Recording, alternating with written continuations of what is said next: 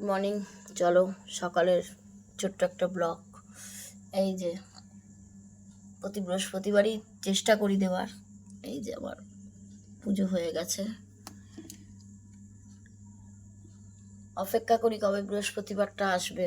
আর দেখো আমার গাছের ফুল, এই দেখো, বুঝো, দেখো মাকে দেখো, সব ঠিক করতে হবে, মায়ের চোখটাও খারাপ হয়ে গেছে। এইবার আমাদের 8 তারিখে কাজটা হয়ে গেলে এইবারে শুধু পুজোর ব্লগ দেখতে পারবে।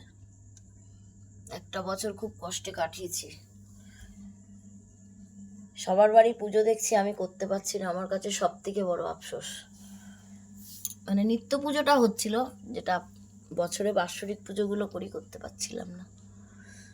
এই দেখো ভোগ দিয়েছিলাম, ভোগ তুলতে তুলতে মনে পড়লো একটা ভিডিও করা যাক।